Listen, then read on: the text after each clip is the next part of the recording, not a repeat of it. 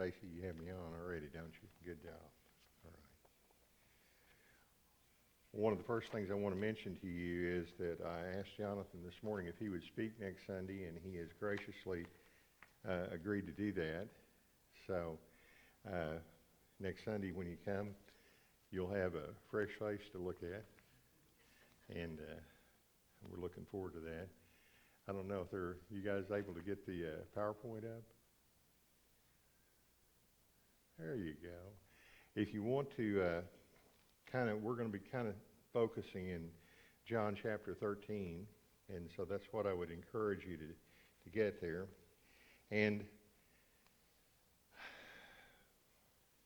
you know, there are times whenever it seems like it's more difficult than others to do this.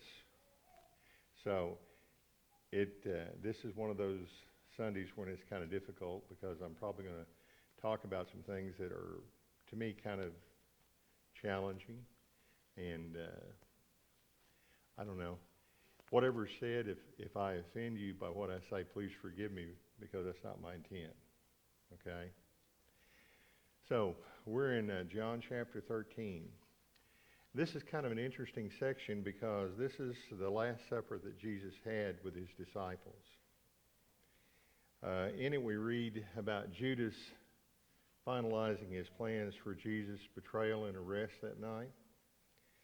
And what happens is Jesus takes a towel and wraps it around his waist, picks up a wash basin, and goes to wash his disciples' feet. Now that action was normally the action of someone that was a slave or a servant. But that night there was no slave or servant present.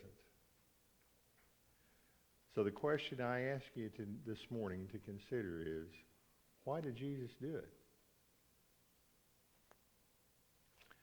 But before we ask that question or try to answer it, I have one that's a little more difficult. There were 12 other guys there with him that night. How come none of them offered to do it?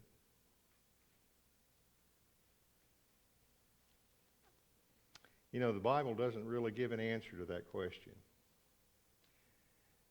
So let's start by examining Peter's response there in John chapter 13, verses 8 through 9. This is Jesus going along, and he's washing the feet of the disciples, and he comes to Peter, and here's what Peter said. Peter said, "No, you shall never wash my feet." And Jesus answered, "Unless I wash your feet, you have no part with me." "Then, Lord," Simon Peter replied, "not just my feet, but my hands and my head as well." You see, he tried to refuse Jesus, and upon Jesus' response, asked to be washed all over. I think the biggest thing I can draw from that is that Peter's pride was such that he didn't want to allow Jesus to wash his feet. You know, I think pride might very well be the answer why none of those other 11 were willing to take the towel and the wash basin. Peter certainly failed to understand the lesson that Jesus was teaching that night. And here's what makes me think it was pride. Luke gives a little bit different account of that. If you look in Luke chapter 22, verses 23 through 24, here's a little bit different account because it's still that same time. It's still the Last Supper that Jesus is having. And here's what it says. It says, "They began to question among themselves which of them it might be who would do this." And what they were questioning was who was going to betray Jesus, because he said, one of the guys sitting here at the table with me is going to do that. But here's what I think you need to see in verse 24. "Also, a dispute rose among them as to which of them was considered to be the greatest." They just heard the news that Jesus was going to be betrayed. And they kind of asked the simple question, who's going to do it? And then suddenly, the focus turns inward and they say, but which of us is the greatest? Who's the greatest here? Well, I would suggest that not one of the 12 deserved to take on the role of a slave, because he knew when he took that on, he was not going to be considered the greatest. He was going to be a slave or a servant. Pride is identified as one of the 7 deadly sins. Pride seeks to lift up a person above everybody else so they can focus on who they are, what they have done, and how important they are. It's based on egotism and self-service. It seems always to start with this phrase, look what I. Proverbs 16:18 says, pride goes before destruction, and a haughty spirit before a fall. Peter's words in John 13:37 give us a clue. Because what's happened is Jesus has just told Peter that he's going to betray him, and he just act like he doesn't even know him. And he says, not only that, but you're going to do it 3 times tonight. How does Peter answer? In John 13:37, the last part of it gives us a clue. He says, I, notice how it starts, will lay down my life for you. And yet that very same night, Jesus was denied by Peter 3 times. Makes me nervous about people who start out their conversation with I. I'm very uneasy about it, because when someone says, I will do this, sometimes you're not for sure. And when you really think about what happened here with Peter, he says, I will lay down my life for you, but he had a real issue keeping his word that night. So let's go back to the original question. Why did Jesus do it? Why did he wash their feet? The first thing I would suggest is that Jesus saw a need, and he met a need. No one else was going to do it, so Jesus picked up a towel, filled a wash basin, and did it. Jesus demonstrated a very important principle. If you see a need, then meet that need. I want you to think about something. When I read this the other day, I hadn't really given much thought to it. But you know, Judas hadn't left yet. Judas was there in that 12 whenever Jesus was washing their feet. And yet, Jesus knew what Judas was going to do, that he was going to betray him. He was going to come that night in the garden, and he was going to give him a kiss on the cheek to identify him. He was going to actually set the stage for Jesus to be crucified.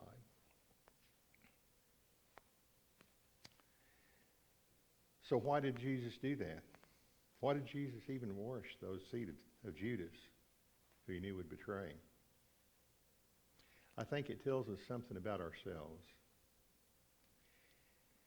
You see, sometimes we have a tendency to look at a situation, to look at a need, and say, that work is beneath me. I'm more important than that. I shouldn't have to do that. Or do we sometimes say, you know, that person is really not worthy of my effort? You ever think about that? When you're working with somebody or you're around somebody and you know they don't know Jesus, right? And you know that they're not going to hear it from somebody else, but you say, I don't think it's really worth my time. But personally, I was not worthy of Jesus' effort. I did not deserve to be forgiven for my sins. I did not deserve grace to be extended to me. I did not deserve mercy instead of justice. But over 2,000 years ago, Jesus took my sins to the cross at Calvary. He shed his precious blood for my forgiveness. I was an unworthy sinner, and he did that so I could be redeemed and be called a child of the living God. I wasn't worthless to him, but I had value. I was not beneath him, but I had value to him. The second thing I believe here is that Paul reveals a very descriptive answer. And I'd urge you to turn over to Philippians chapter 2, and we're going to look at verses 5 through 8. Because I think Paul identifies something here that we seriously need to look at. In Philippians 2, 5 through 8, this is what Paul writes. He starts out in the New International Version. He says, your attitude. Now think about that. He doesn't say my attitude or someone else's. He says your attitude. He's teaching here. Should be the same as that of Christ Jesus. Now think about what he's saying.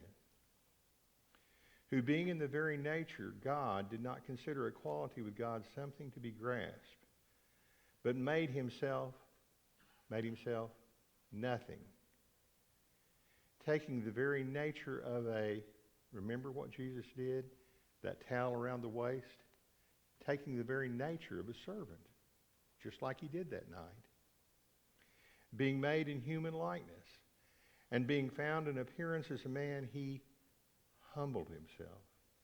You know, it had to be a humbling experience to take that wash basin around to those disciples, get down on his knees, wash their nasty feet, take that towel and dry their feet.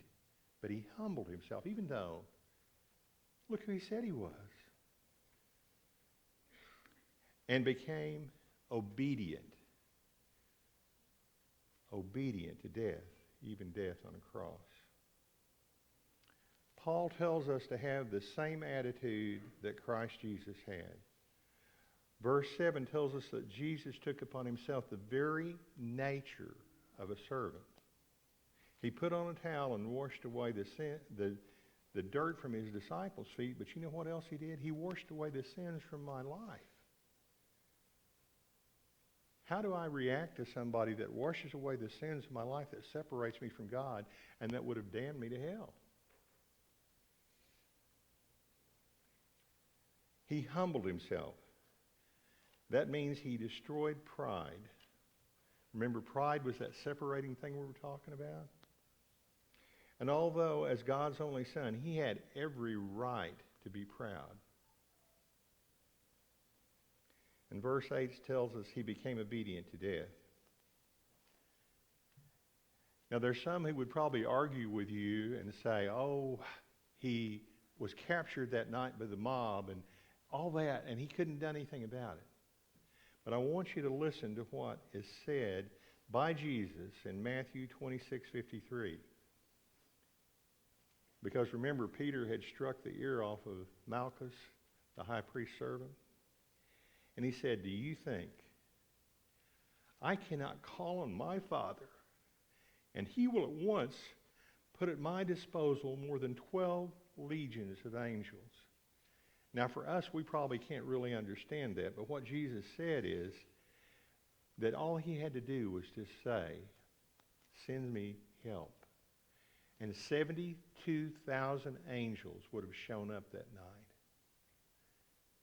Do you understand that at that point in time, Jesus could have had judgment on this planet right then? But you know what he did? He was obedient to death.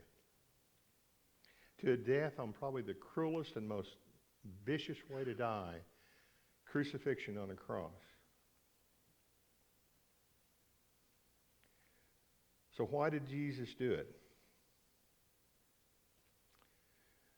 Well, there are several things I think you need to know.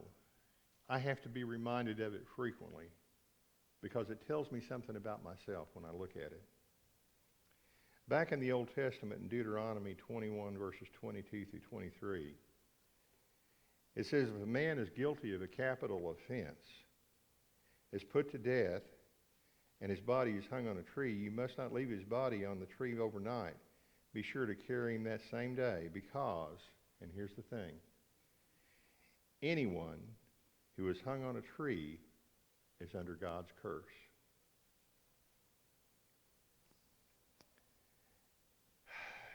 You see, in Genesis 2:16 through 17, the curse of death was placed on all mankind. I had upon me the curse of death. I am of the lineage of Adam. I was a sinner, and the only thing I deserved was death. But Paul tells us in Galatians 3:13, Christ redeemed us from the curse by becoming a curse for us. For it is written, cursed is everyone who's hung on a tree. Jesus took the curse that was on me, and he bore the consequences of that curse by giving his life for me.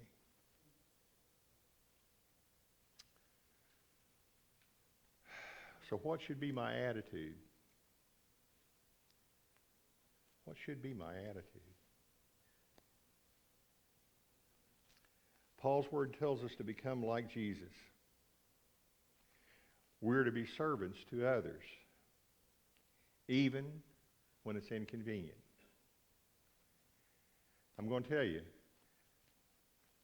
there will never be a time in your life when it's convenient to be a servant. It's always inconvenient. There's always something you can find that you would rather do than that, even if it's just sleeping in. We're to humble ourselves, and that means we have to take the I out of our conversation and replace it with you. Because that's who we're supposed to be serving, is you, people on the other side. We're to be obedient even unto death. That means we have to put to death what we want and replace it with what the Lord wants us to do.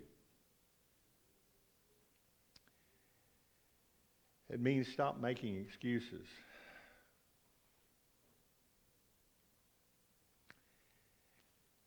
It's just a habit.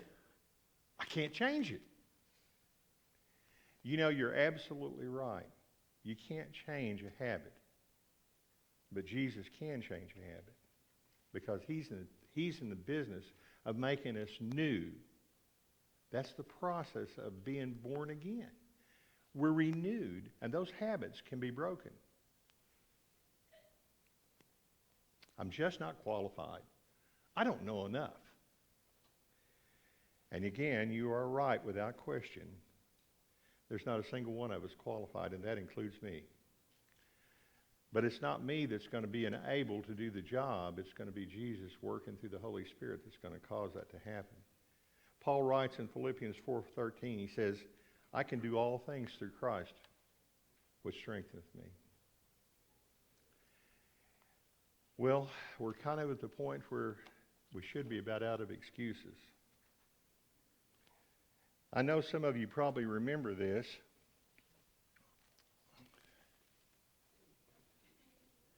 I bet you thought I'd forgotten it, didn't you? Well, Stacy, this is a tool bag, isn't it? That's what it is. But I want to show you a little bit about this tool bag. Notice it's empty now. And you notice there are only 3 tools in it. There's not a single one of them would be really very good for driving nails. I guess you could. Drive a nail with a crescent wrench or a pair of slip joints. There's not a single one of them be very good for cutting wire. And you know, this is one of those standard screwdrivers. It's not a Phillips. It'd be pretty hard to drive a Phillips screw with it, wouldn't it?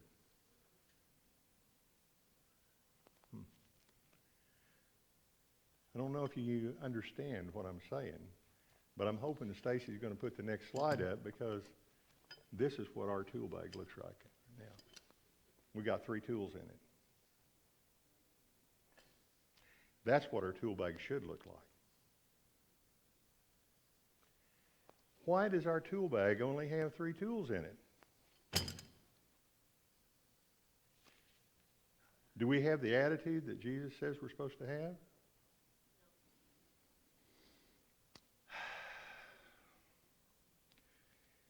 I have to tell you that I have heard this said and probably will be said again. But it says, well, if we only had a pastor. I hate to tell you, but if that's all the tools he's going to have to work with, he's going to have a heck of a hard time doing very much work. Okay? You want to be able to sit back, pay his salary, and let him do the job.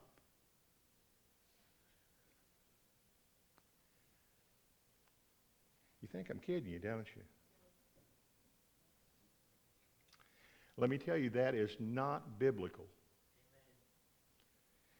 Paul tells us in 1 Corinthians 12:12, just as the body, though one, has many parts, but all its many parts form one body, so it is with Christ.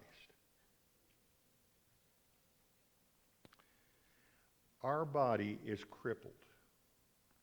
It has been crippled ever since before Dwayne came. Now, like I said, some of you may not like what I'm saying. That's okay. Okay? I will tell you, too, some of you were really unhappy while Dwayne was here. You had criticism of him. He's not here anymore. You'd think there'd be a change, wouldn't you? Do you know this church is on life support? And there's been 3 tools that have been doing CPR like crazy for the last 5 months. Do you know that? Do you know if something doesn't change, CPR is going to fail pretty soon. And this body is going to die. That's a hard truth, but it's a fact.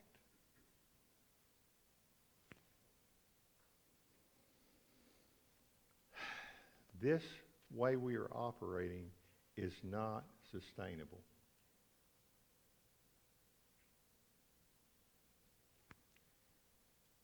Bless Eva's heart last Sunday. She was standing out here on the porch, and I walked out to talk to her, and she said, you look really tired. I thought, well, you don't know. You don't know. I know some of you have your prayer bulletins there, and I know you've looked in the 3rd column where it says help wanted. You know what? We've been running that ad for a long time. And it's kind of like the unemployment thing that's going on in this country right now.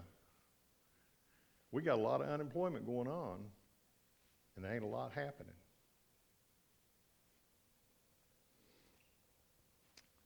So what are we supposed to learn? Well, Stacy's getting there. He's way ahead of me, but that's okay. If you see a need, then you need to meet a need. And if you don't see a need, you need to go to the optometrist and get your eyes checked and get your glasses on. Because there is a need in this church. We've identified some of them. You need to serve others, because that's what Jesus said, and it says that's the attitude we're supposed to have. You're going to have to humble yourself, and it's going to be nasty getting down on the floor washing other people's feet. And you have to be obedient. That's what you got to do. You know, Samuel told King Saul something. King Saul had come back from fighting the Amalekites, and he was getting ready. He told Saul, he says, hey, Samuel, I'm getting ready to have this big sacrifice.